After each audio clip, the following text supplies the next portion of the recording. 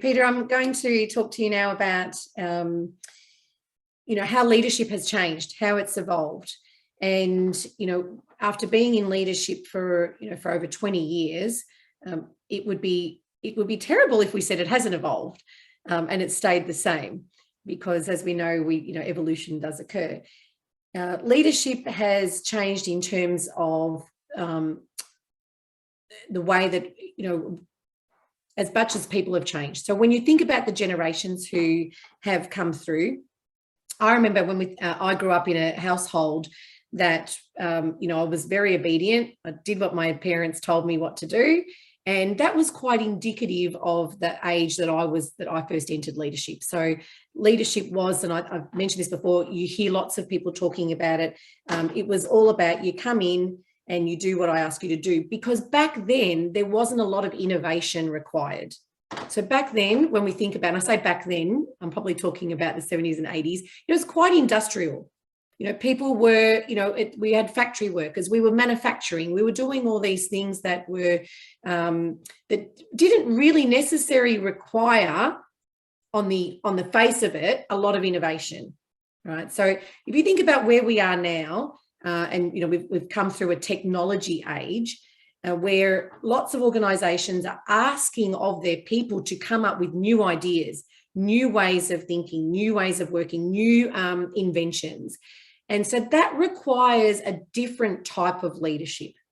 So how I can make that really simple is that when you've got a group of people who are coming to do one task, and Daniel Pink is is also someone who really talks about this concept. You're asking someone to come and do a repetitive task. You don't really need them to think creatively too much because they're doing the one task.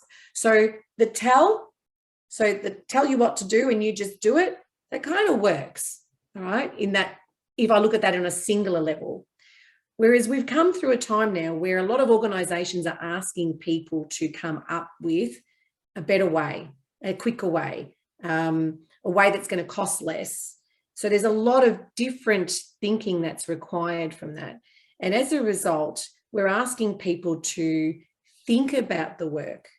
Now, when we want people to think about what they're doing and come up with innovation, the best ideas come from people who are not in a fear state. So we can't just tell people what to do, and if they don't do it, we'll smack them, because that fear state discourages people from coming up with the best ideas. So when we talk about leadership is evolving, the leaders of this is, if you are a leader today who wants people to speak up, if you are a leader today who want to get ideas because you know that you don't possibly know everything, if you are a leader who is looking to tap into the broad number of people that you have in an organization, so more minds, I say more heads are better than one. If you truly desire to get the best ideas that are going to propel your wealth or your success or the organization's success forward, then you really have to be a leader who pulls away from the fear-based techniques and I better tell them what to do or else they won't know, or I better control it, or else if I don't control it, it's going to run away. If you're a leader who is willing to take a little bit of a different approach, then the approach would be to move away from that fear base and evolve into understanding what the people who are doing the work really want to say. Now, Peter, that's not something that people do naturally. Asking for feedback, for many leaders who have come through with knowing all the answers, is not an easy thing to do. Because what do we normally say? Oh, if I'm a leader, I've got to the top because I know all the answers. So often when you're at the top or in a senior position, you feel like you can't ask for people to contribute answers because you think that you need to know everything. And you then move into a fear state, which is, I can't ask them because I look like I don't know. And then that creates a bit of a fear. The ego gets a bit bruised and things like that. So to evolve to truly evolve, we need to start thinking about being a little bit more vulnerable, and maybe just trying on a very small scale first is, how do I actually try this a little bit and then look at the results I get? How do I at least say, okay, you know what, I would normally tell people what to do here. I'm actually for the first time going to go, guys, I'm going to leave this one with you. Let me know what you come up with, and actually see if they come up with something that actually is valuable to yourself or the organization or the team, or, you know, whatever the strategic goal is that you're trying to achieve. So leadership has evolved. It's changed because not only the nature of the work has changed in terms of what the world is demanding now, and that'll continue to change, but also the environment. If you think about the last 2 years, you know, we used to talk about remote learning, about people being in a different state or in a different country.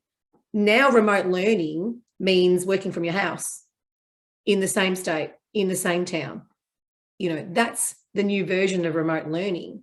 So when you think about the way people are working now, how are leaders coming to grips with what do we need to do to evolve how we manage people in the workforce?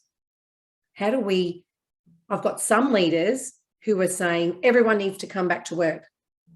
Now, if you've been in isolation or you've been working from home for a long period of time, being told you need to come back to work takes away a degree of autonomy, which we know the brain doesn't like.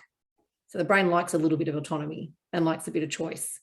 So that can put people off, and therefore they may not be as motivated to perform the work.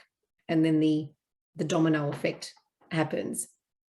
So leadership has changed, and if it hasn't, it's going to need to change. It'll be a forced change, Peter, anyway, because people are wanting to be at home, or there are people that really can't wait to get back to work.